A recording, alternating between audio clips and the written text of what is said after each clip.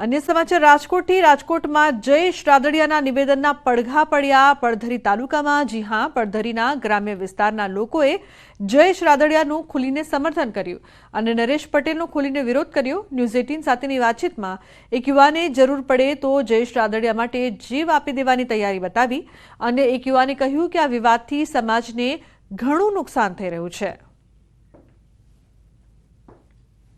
જામગણોણા ખાતે ગઈકાલે જે સમૂહ લગ્ન યોજાયા હતા અને આ સમૂહ લગ્નમાં જયેશ રાદડિયા દ્વારા જે નિવેદન આપવામાં આવ્યું હતું તે નિવેદન અંગે પાટીદાર યુવાનો છે, પાટીદાર લોકો છે, તે આપણી સાથે છે, તે શું માને છે આપણે પહેલાં એમની સાથે વાત કરવાનો પ્રયાસ કરીશું।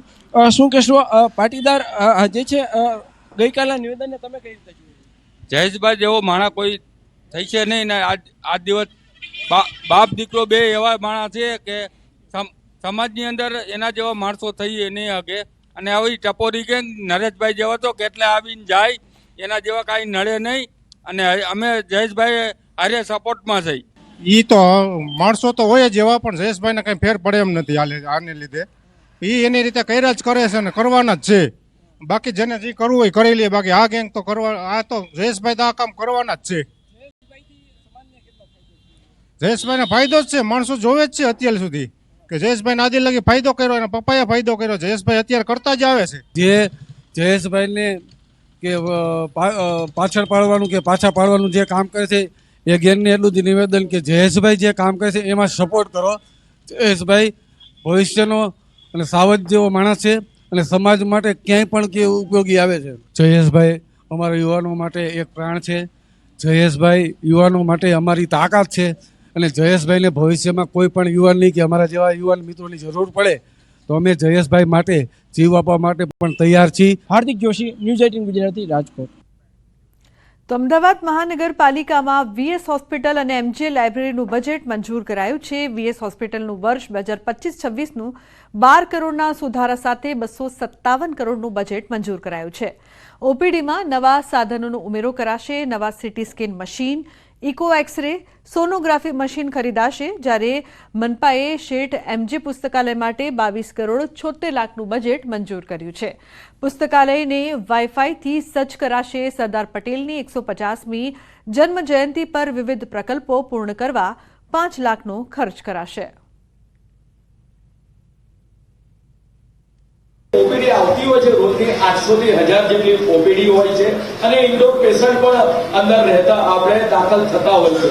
તેની અંદર આપણે વાત કરીએ કે સારી રીતે સારવાર મળી જાય એ માટે અલગ અલગ 7 વિભાગની અંદર જુદા જુદા જે સાધનો વસાવવાના છે એના માટે આપણે વાત કરીએ કે 214 લાખ રૂપિયાની ફાળવણી કરવામાં આવી છે। એ ભાઈ 22 કરોડ 76,75,000નું આ બજેટ એમજે લાઇબ્રેરીનું મંજૂર કરવામાં આવ્યું છે। તો આ જે પુસ્તકાલય છે એનું વાતાનુકૂલિત બનાવવા માટે લગભગ 1 કરોડ 30 લાખ 130 લાખનું આયોજન કરવામાં આવ્યું છે।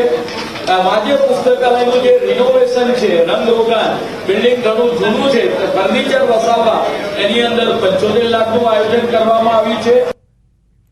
તો અમદાવાદ મનપાએ એએમટીએસનું સુધારા સાથે બજેટ રજૂ કર્યું છે। રૂપિયા 682 કરોડના ડ્રાફ્ટ બજેટમાં 23 કરોડના સુધારા સાથે 705 કરોડનું બજેટ મંજૂર કરાયું છે।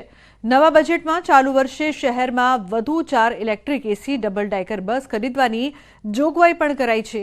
ધોરણ 10 પછી સ્કૂલમાં અભ્યાસ કરતી વિદ્યાર્થીનીઓને ટિકિટ દરમાં 85% ડિસ્કાઉન્ટ, માતા પિતા વગરના બાળકો માટે ફ્રી પાસની યોજના, વિધવા બહેનોને ટિકિટ દરમાં 50% રાહત સહિતની જોગવાઈઓનો સમાવેશ કરાયો છે। એએમટીએસ, બીઆરટીએસ અને મેટ્રોની ટિકિટનું ઇન્ટિગ્રેશન, નવા બસ ટર્મિનલ, પીપીપી ધોરણે કંટ્રોલ કેબિન અને સ્માર્ટ ટોયલેટની સુવિધાઓ પણ ઉમેરાશે।